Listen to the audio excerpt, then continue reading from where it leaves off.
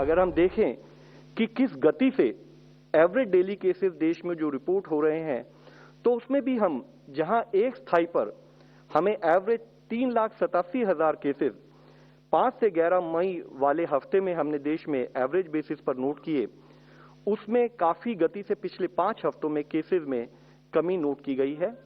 और उस कमी की जो गति है उसमें भी हम एक स्पीड, एक अच्छी प्रोग्रेस नोट कर रहे हैं।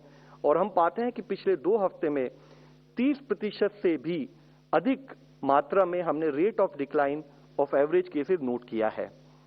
साथ ही अगर हम समझें कि देश में कितने ऐसे जिले हैं जहां पर कि 100 से अधिक केसेस प्रतिरोज की संख्या में रिपोर्ट हो रहे थे, तो जैसे कि 4 मई वाला जो हफ्ता था उसमें 531 ऐसे जिले देश में थे, वह घटकर अब 165 जिले रह गए हैं। यानी कि अगर हम देखें तो पिछले 6 हफ्तों में 366 जिले ऐसे हैं जो कि पहले अधिक संख्या में केसेस रिपोर्ट कर रहे थे और उनमें कमी आई है, which is a very positive indication in telling us कि जो देश का इन्फेक्शन है वह रिलेटिवली लिमिटेड टेरिटरीज में ही अब हम नोट कर रहे हैं।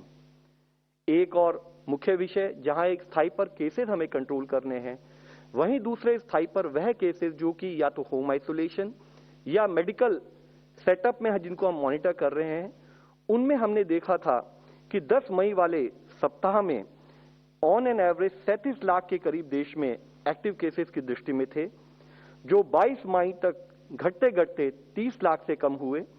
1 जून तक वह अराउंड 20 लाख से कम यानी कि 18.95 लाख केसेस हुए। और अब हम देख रहे हैं कि ऑन एन एवरेज हमारे देश में करीब 9 लाख के करीब ऐसे केसेस हैं जो कि एक्टिव केसेस की दृष्टि में आते हैं। यानी कि हम देखते हैं कि करीब 65 दिनों के बाद देश में एक्टिव केसेस की संख्या में एक और विजिबल कमी आई है in terms of the fact कि active cases are less than 10 lakh. और आज हमने देखा है कि पीक के कंपैरिजन में करीब 28.3 लाख केसेस जो पहले एक्टिव केसेस की दृष्टि थे वह अब कम हो गए हैं। करीब 75.6% जो हमने peak in terms of active cases manage किए थे वह घटते घटते 75.6% कम हो गया है। और मुख्य विषय ऐसा है कि हम देखें कि एक समय पर जब देश में 17.13% केसेस एक्टिव केसेस की दृष्टि में आते थे, आज वह घटकर खाली मात्र 2.96% केसेस ऐसे हैं जो कि करीब एक्टिव केसेस की दृष्टि में आते हैं। साथ ही मुख्यतः हम देख रहे हैं कि कई स्टेट्स ऐसी हैं जहां पर कि एक्टिव केसेस की संख्या में काफी कमी आई है। देश में 20 स्टेट्स ऐसी हैं जहां आज एक्टिव केसेस 5,000 से भी कम हैं और ऑलमोस्ट सभी स्टेट्स में हम एक्टिव केसेस में एक ड्रास्टिक रिडक्शन भी नोट कर रहे हैं। इसी के साथ ही एक स्थाई पर वह केसेस जो कि देश में मॉनिटर किए जा रहे हैं, continued efforts eight field level, हम उस स्थिति में भी पहुंचे हैं कि हमारे देश में ओवरऑल रिकवरी रेट में भी एक बहुत पॉजिटिव प्रोग्रेस नोट की जा रही है। जैसे कि हम देखें तो पाते हैं कि जहां 3 मई वाले समय पर देश में 81.8% रिकवरी रेट था, वह 18 मई तक 85.6% यानी कि 85% तक पहुंचा और 27 मई तक because of the continued efforts at the field level वह 90% तक पहुंचा और आज बढ़ते बढ़ते देश में क्यूमुलेटिव रिकवरी रेट 95.6% तक पहुंच चुकी है। हमने यह रिकवरी रेट करीब 2.5 महीने के बाद इस देश में नोट किया है। सतत प्रयास जो फील्ड पर किए गए हैं उनके पॉजिटिव रिजल्ट्स अब हमारे सामने आ रहे हैं। मुख्यतः इसमें भी हम देखते हैं कि ऑलमोस्ट सभी स्टेट्स में recovered cases are more than the daily cases which are getting reported, यानी कि एक्टिव केसेस की संख्या में कंटिन्यूड बेसिस पर कमी पाई जा रही है। एक मुख्य विषय और हम आप लोगों की दृष्टि में लाना चाहेंगे, अगर आप देखें कि पिछले 24 घंटे में देश में 1,17,525 रिकवरीज हुई हैं, तो यह करीब 2 गुनी है जो कि देश में टोटल केसेस रिपोर्ट हुए हैं। और बहुत सी स्टेट्स ऐसी हैं जहां पर रिकवरी में एक drastic improvement on A continued basis note किया जा रहा है। हम सबको अवगत है, जब एक स्थाई पर देश में केसेस की संख्या बढ़नी शुरू हुई तो अर्ली आइडेंटिफिकेशन पर फोकस करते हुए जहां हम लोग करीब 7.9 lakh test per day on an average कर रहे थे करीब मार्च के समय में, उसको हमने बढ़ाकर एज हाई है 21.35 lakh average testing per day के औसत से लेके आए, और जब देश में 70-75% केसेस में कमी नोट की जा रही है, तब भी टेस्टिंग पर कंटिन्यूड फोकस बनाते हुए पिछले एक हफ्ते में औसतन 18.78 lakh test on a daily basis किए जा रहे हैं।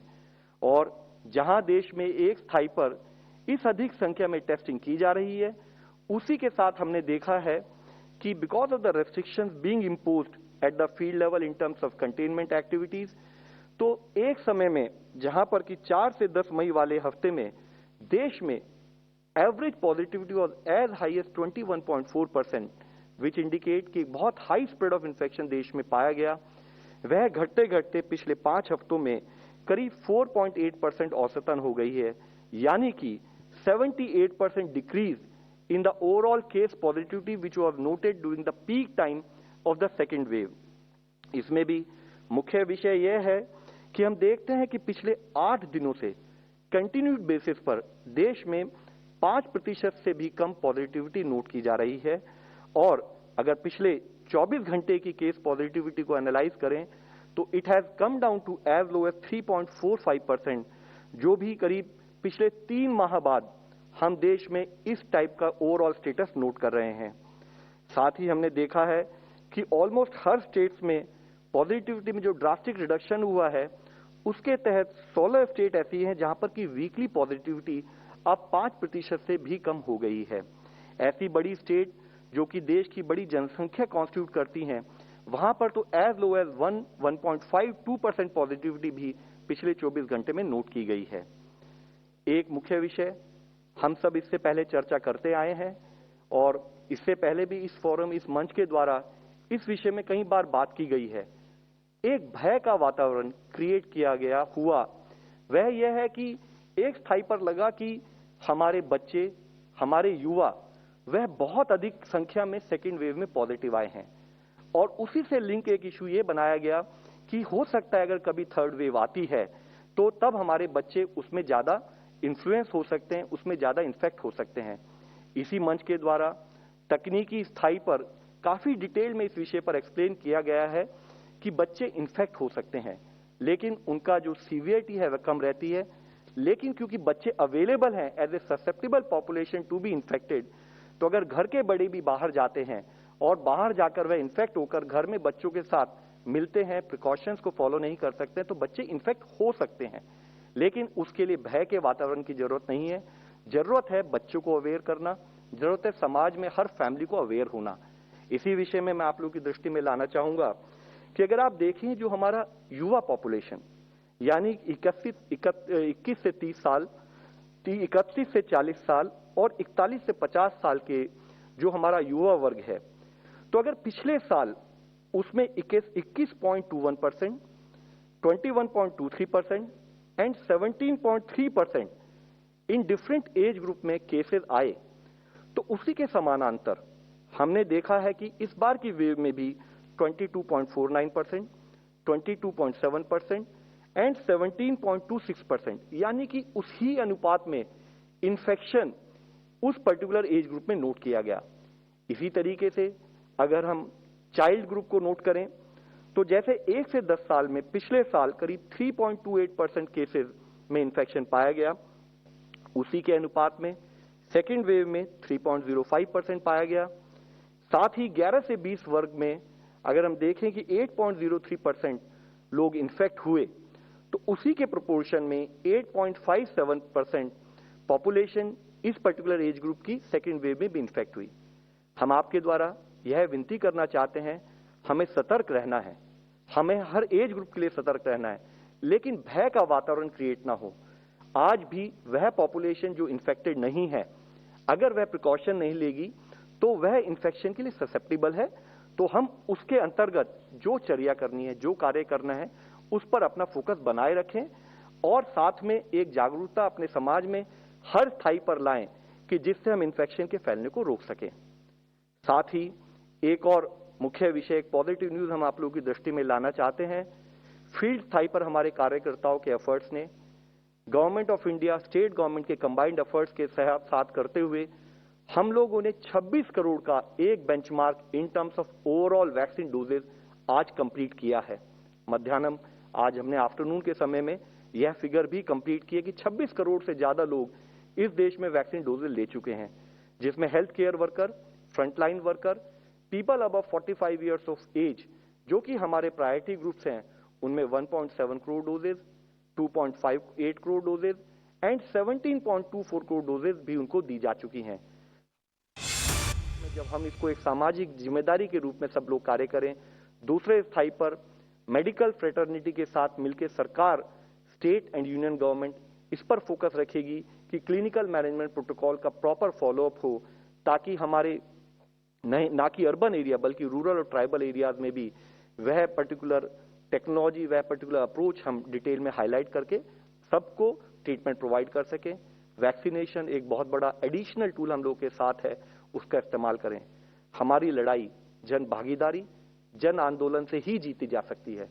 साथ ही जैसे कि माननीय प्रधानमंत्री जी हमेशा कहते हैं कि एक स्थाई पर वैक्सीनेशन हमारे पास टूल के रूप में अवेलेबल है, जन भागीदारी, जन आंदोलन के रूप में हम कोविड अप्रोप्रिएट बिहेवियर से अपना प्रयास, अपने एफर्ट्स कभी कम ना करें। और खासकर अब जब सेकेंड वेव में हम लोगों ने कुछ उस कष्ट को देखा है, सहा है, तो जरूरी है कि हम कोई भी कोताही ना करें।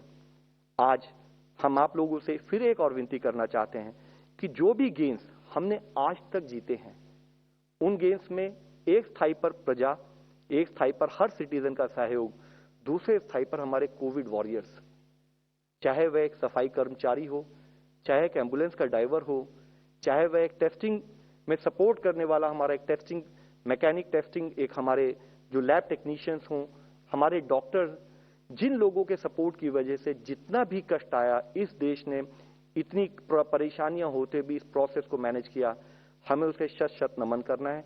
इसी के रूप में हम आपको एक छोटा सा वीडियो भी आज दिखाना चाहेंगे।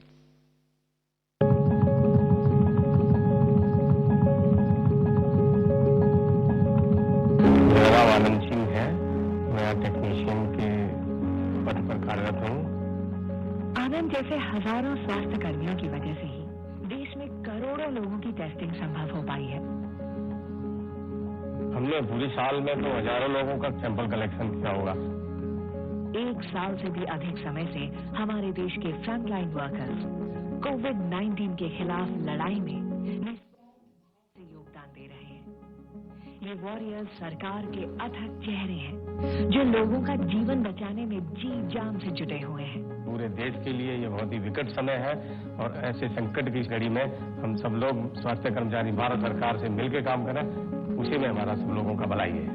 वे इस कठिन समय में राष्ट्र का सुरक्षा कवच बनकर निरंतर परिश्रम कर रहे हैं और पूरा देश वास्तव में उनके समर्पण और परिश्रम की सराहना कर रहा है। कभी कभी घर से ही सीधा फील्ड में निकल जाते हैं, गाड़ी लेके ड्राइवर लोग, टीम लोग उधर ही पहुंच जाती है, वहीं से निकल जाते हैं। फील्ड में गए, वहां से सैंपल लेके आए, लैब में सबमिट किए, उसके बाद कभी लंच किया, कभी नहीं टाइम मिला तो फिर दूसरी जगह शिफ्ट कॉल आया, दूसरी जगह चले गए। आनंद जैसे हजारों लैब टेक्नीशियंस जिन्होंने अपनी जान की परवाह न करते हुए ऐसे मुश्किल समय में और बिना खुद का सोचे करोड़ों लोगों का टेस्ट करके सरकार का हाथ बटाया, उनको हम शत शत प्रणाम करते हैं। हम ही अगर बैठ जाएंगे तो बाकी लोग भी यही सोचेंगे, सब बैठ जाएंगे तो एक दूसरे की हेल्प कौन करेगा? सारे लोगों को बीमारी हो जाएगी तो कैसे चलेगा हमारा देश? ये हमारे देश के कोविड योद्धा हैं, हम इनके कृतज्ञ हैं। इन सभी वॉरियर्स को हमारा सलाम। कोविड संबंधित जानकारी के लिए हेल्पलाइन नंबर 1075 पर कॉल करें। धन्यवाद।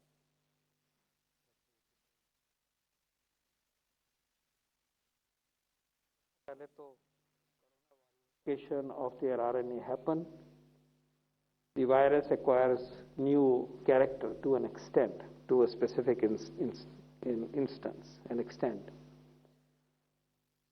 At times, this may be significant from the point of view of the disease. It could be in a region, particularly in spike protein region, which is on the virus, through which the virus attaches to the body, to the cell. So if that part becomes smarter than the previous version, it is to our disadvantage. So we are worried about such variants. तो पहली बात है कि ये होता ही रहेगा, हो ही रहा है, नेचर में हो रहा है।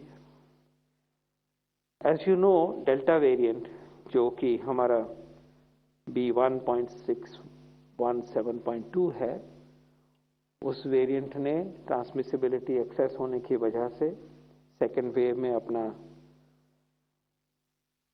रूप दिखाया। उस वेव को इंटेंस करने में इस वेरिएंट का बहुत रोल रहा है। उसी से मिलता जुलता एक एडिशनल, उसी लाइन पे एक एडिशनल म्यूटेशन डिटेक्ट हुई है और ये ग्लोबल डेटा सिस्टम में इसको चिन्हित किया गया है। इसको डेल्टा प्लस भी कहा गया है, AV.1 कहा गया है, कापा वेरिएंट के साथ वो नाम है, लेकिन इसेंशियली एक नया डेल्टा के अंदर ही एक नई चेंज आई है। ये वेरिएंट जो है वो मार्च से देखा गया है यूरोप में और इसको नोटिफाई या इसको पब्लिक डोमेन में 13 जून को लाया गया, just a few 2 days ago.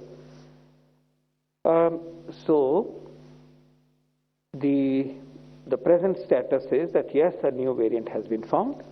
This is a variant of interest. This is not as yet classified as a variant of concern. A variant of concern is one in which we have understood that there are adverse consequences to humanity. Transmissibility बढ़ जाती है, severity बढ़ जाती है, etc. वो अभी इसके बारे में मालूम नहीं है, लेकिन जो चेंज आई है, जिस तरह से आई है, उसके इफेक्ट को अब साइंटिफिक तरीके से वॉच करना चाहिए। हमारे देश के बाहर ये पाया गया है, इसको वॉच करना है। जो हमारा इंसाकॉग सिस्टम है उसके थ्रू भी इसको डिटेक्ट करके देखना पड़ेगा कि हमारे देश में इसकी प्रेजेंस कहाँ है, कितनी है, कैसे बढ़ रही है या नहीं बढ़ रही है। So this is the way forward in relation to the virus. जो एक अच्छा कॉम्प्रिहेंसिव सिस्टम ऑलमोस्ट 28 लेबोरेटरीज का बनाया गया है, उस काम में ये एक important area of future work होगा और वो कॉन्स्टेंटली इसको वॉच किया जाएगा और देखा जाएगा इसका मतलब क्या, इस वेरिएंट से क्या नुकसान हो सकता है। जैसे कि पब्लिक डोमेन में आया है कि इसकी वजह से जो मोनोक्लोनल एंटीबॉडी का यूसेज है उसको ये नलिफाई करता है किसी extent. So let's learn more about it. It is a matter of time. It is something which science should watch, science will understand, but remember that there is no way that you can shoot these variants away. ऐसा कोई precision weapon हमारे पास नहीं है कि इन variants को आगे से ना हो या इनको ही आप ट्रैक करके खत्म कर दे। No, what we need to do is what has been highlighted today by lab, which has been highlighted repeatedly from this. We monitor, we know what is the behavior of these new variants. We are conscious and we are more alert if those variants are bad for us, worse for us compared to the standard. But what is the response you mount? The response you mount is the same principles. Your own behavior, protection. Don't give opportunities to viruses to reach you or to spread from you. Opportunities that virus loves are parties, gatherings, crowding, not wearing a mask, and so on and so forth. तो उसको करना होगा, testing को maintain करना होगा, quarantine करना होगा contacts को, पॉजिटिव केसेस को आइसोलेट करना होगा, कंटेनमेंट जोन बनानी होंगी, जो बीमार होंगे उनको लुक आफ्टर करना होगा, वैक्सीन देना होगा। लेकिन अगर हम चेन्स ऑफ ट्रांसमिशन को रोकते हैं तो ये वेरिएंट्स भी कम बनते हैं और चाहे कोई भी वेरिएंट हो उसका स्प्रेड नहीं आएगा। तो जो रूट कॉज, लव एक टर्म यूज करते हैं कि जो रूट कॉज है उसको पकड़ो। रूट कॉज क्या है? Chains of transmission. वो कैसे रोकेंगे कि एक से दूसरे तक नहीं पहुंचे, और बाई चांस पहुंच गई तो जिसके पास पहुंचे उसको अलग करो और जो उसके कॉन्टैक्ट्स हैं उनको भी अलग करो अपने तरीके से, जब तक कि उनका फैसला नहीं हो जाता। और बड़े समूह में ऐसे है तो कंटेनमेंट करो।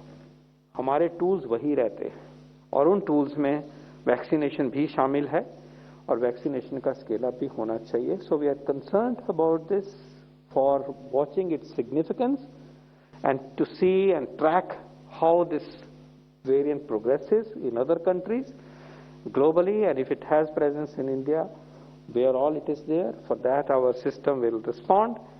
At the same time, please it's another reminder to us कि जो behaviors हमें बचाते हैं पैंडेमिक से, इंडिविजुअल को, सोसाइटी को, उनके ऊपर हमारी कोई लापरवाही नहीं हो सकती. Thank you. Number 15. Yeah, with your permission, sir, I'd just like to highlight one small aspect.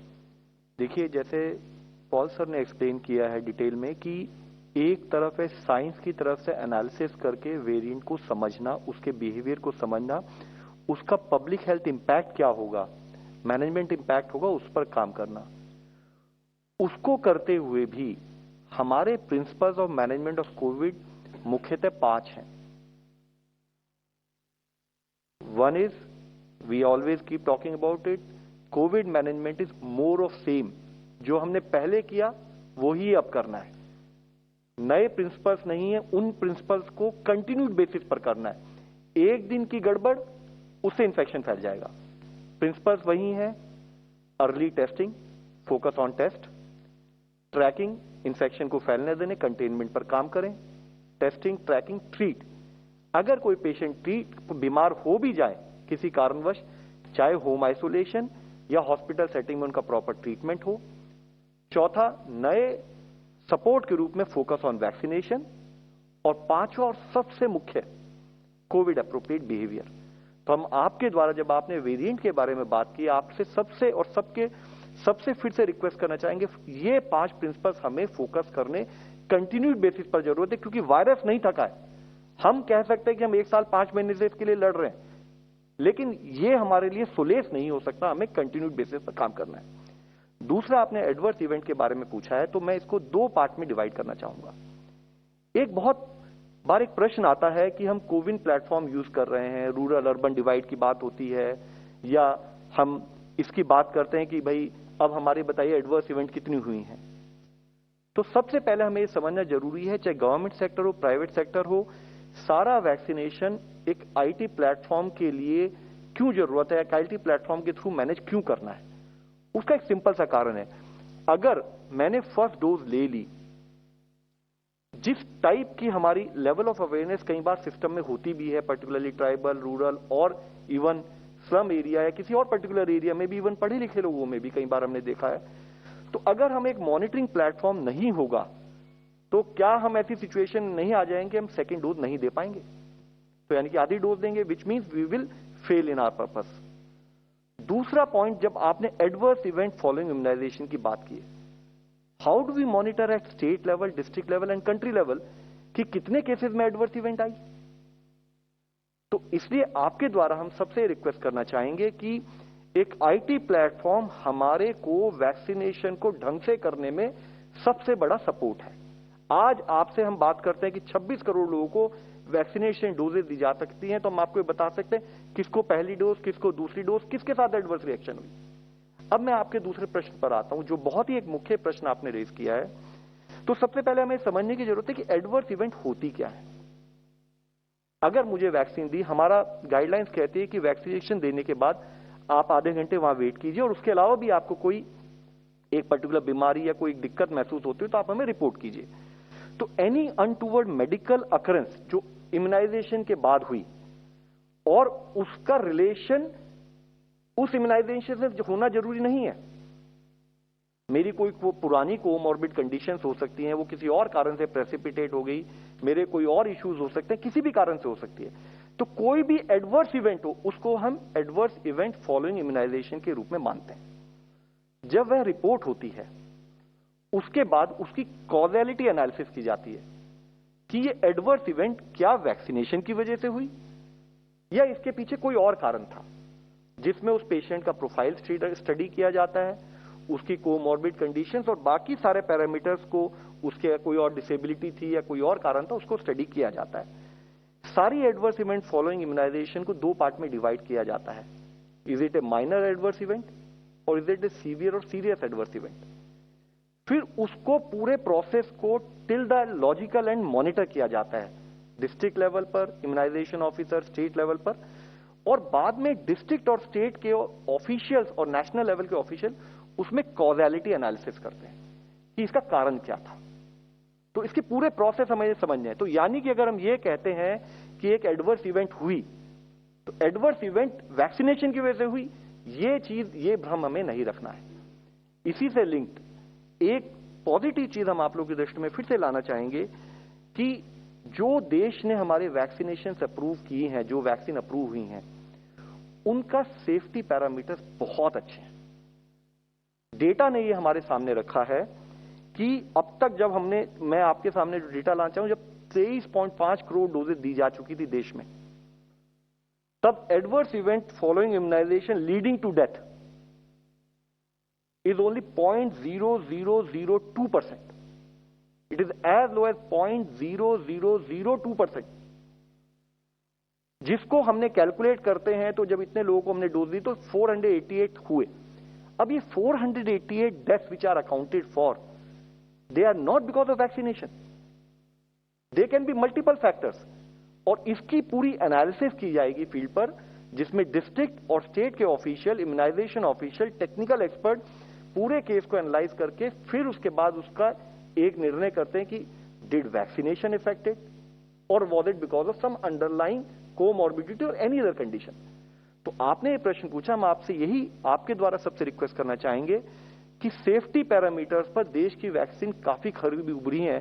तभी आप देखिए कि ओवरऑल जो डेथ भी रिपोर्ट हुई हैं, which is again considering 23.5 crore लोगों का डेटा जब हमारे सामने है डोजेस का, तब भी 0.0002% है। तो आपके द्वारा हम सबसे ये कहना चाहेंगे कि जो वैक्सीन हमारा एक वॉर का हमारा एक आर्मेमेंटेरियम है, जिसको हम यूज करना चाहते हैं, उसको जिसको भी जब उस प्रांत में वैक्सीनेशन सेंटर लगे तो वह वहां जाकर वैक्सीन लगवाए। Number 15. So for the last 15 months, the world has been battling this pandemic, and of late we've heard a lot of discussion about the origins of the virus. A report by the Ministry of Health has flagged that a lab based out of Bangalore was using foreign funds and doing research on zoonotic viruses of bat origin without adequate safety in their laboratory. I want to know what is the Ministry of Health or the Government of India planning to do about these violations? See, any research in India has to follow a process. अगर हमारी दृष्टि में कोई भी ऐसी event आएगी जिसमें कि अगर कोई प्रोसेस फॉलो नहीं किया जाएगा, उसकी डिटेल में जाकर उसके लिए क्या एक्शन लेना चाहिए, क्या प्रिकॉशनरी स्टेप्स लेने चाहिए, क्या एडिशनल स्टेप्स लेने चाहिए, उन सब पर कार्य होगा। आपने जो मुख्य विषय बताया है कि जूनोटिक डिजीजेस, तो आज जरूरी है कि हमारी जितनी लैब्स का सपोर्ट स्ट्रक्चर है वो हमें और सपोर्ट करे कि हम जूनोटिक डिजीजेस के बारे में और डेप्थ में जा सकें, समझ सकें, ताकि not only this pandemic, future pandemic के लिए हमारे साइंस के सपोर्ट से हम उनको ढंग से मैनेज कर पाए। Number 10.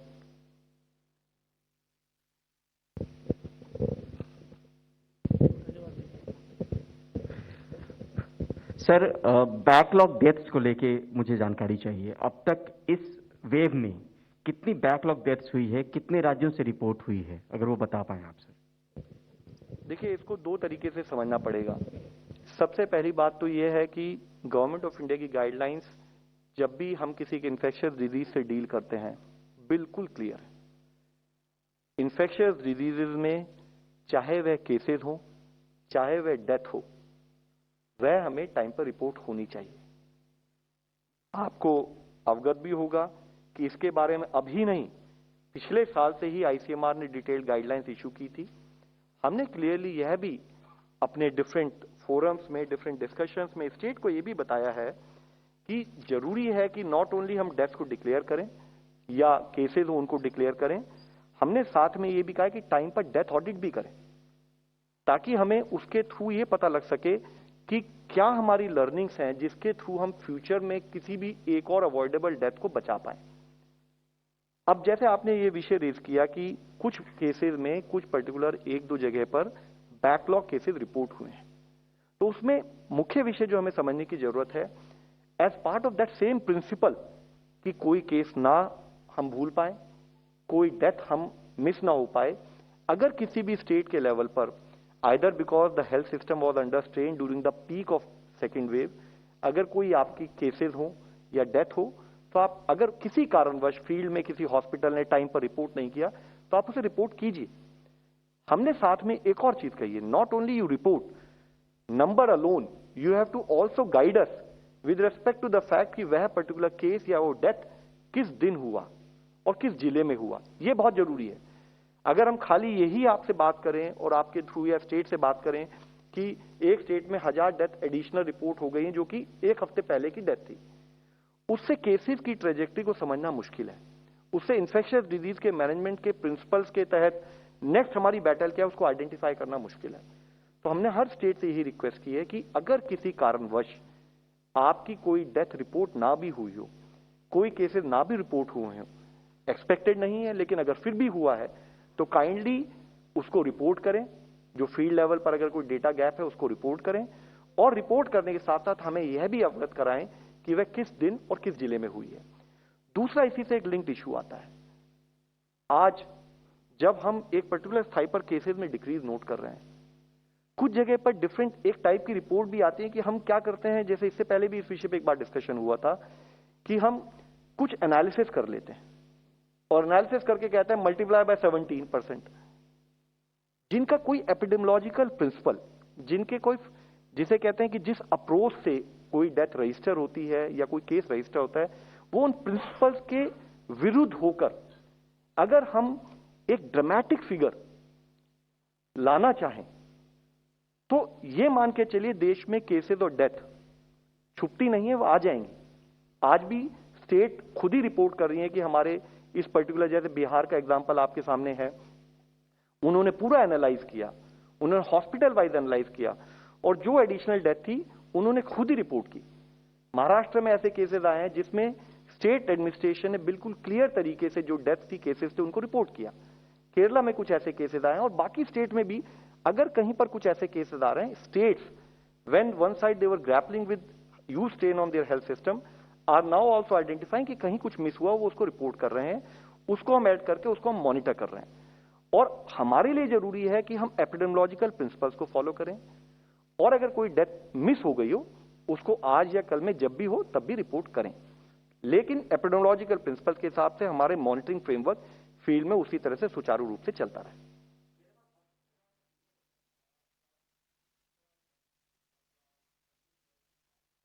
सर मैं सर आपसे एक चीज कह रहा हूं कि मैं आपसे फिगर्स की बात भी नहीं कर रहा हूं, मैं आपसे इन प्रिंसिपल बात कर रहा हूं। जैसे मैंने आपसे अभी रिक्वेस्ट की है, हमारे लिए जरूरी है कि ना तो कोई डेथ छुपे ना कोई केस छुपे, हर चीज दृष्टि में आना चाहिए, हर चीज मॉनिटरिंग होनी चाहिए। हमने इससे पहले एडवर्स इवेंट की बात की, हर चीज मॉनिटर होनी जरूरी है ताकि हम इस बीमारी से, इस पेंडेमिक से जी सकें। नंबर 50। सर, एक रिपोर्ट आई है कि जो कुंभ में जो टेस्टिंग हुई थी उसमें 1 लाख के करीब एक प्राइवेट एजेंसी ने कुछ गोलमाल किया है। 1 लाख से करीब फर्जी जो हैं वो उन्होंने रिपोर्ट उसमें बनाई।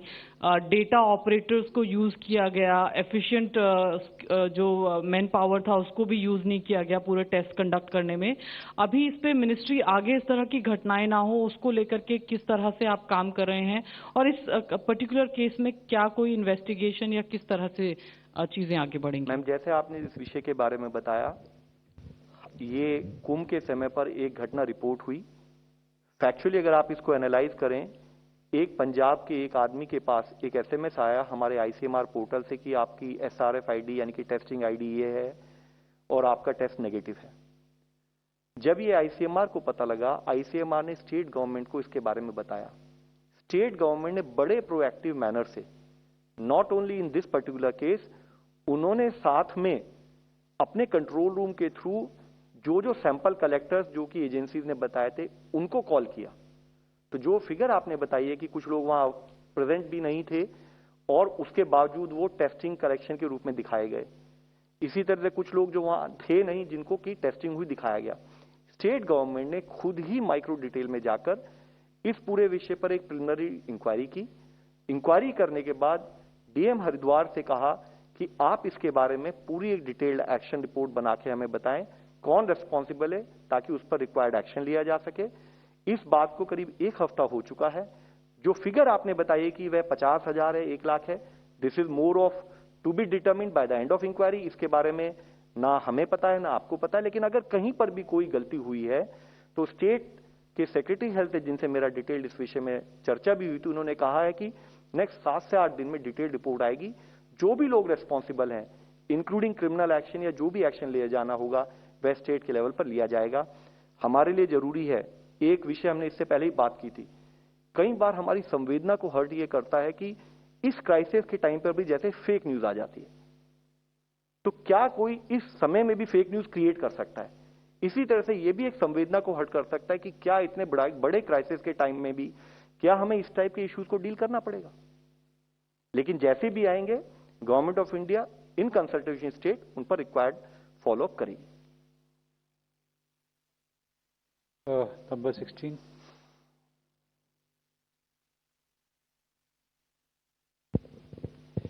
सर, मेरा सवाल लव सर से है। एक कोविन ऐप को लेकर आधार कार्ड का मामला है कि आधार कार्ड एक्स आदमी का है, लेकिन उसके ऊपर किसी और ने रजिस्ट्रेशन करवा के टीकाकरण भी करवा लिया है।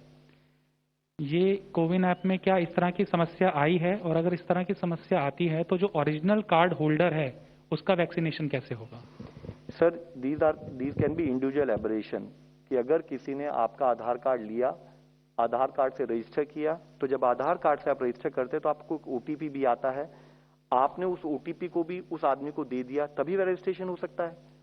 तो उस केस में कहीं ना कहीं पर जो आधार कार्ड का ओनर है, शायद उसने वह रिक्वायर्ड प्रिकॉशन नहीं ली, जिसके कारणवश अगर कभी ऐसा हुआ है। अगर ऐसा होता है तो आप अपने लोकल डिस्ट्रिक्ट एडमिनिस्ट्रेशन की दृष्टि में लाइए, required corrective action will be taken. इसके साथ ही मुख्य विषय यह है कि not only Aadhaar card, multiple identity cards which are all photo identity cards are also allowed, जिसके थ्रू भी आप रजिस्ट्रेशन कर अपना वैक्सीनेशन करा सकते हैं।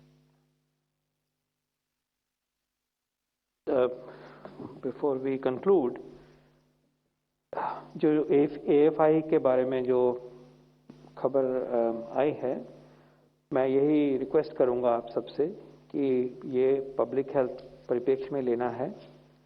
Vaccines are both vaccines and also third vaccine and future vaccines, whichever will be licensed for use in India, will fulfill the criteria of huge safety.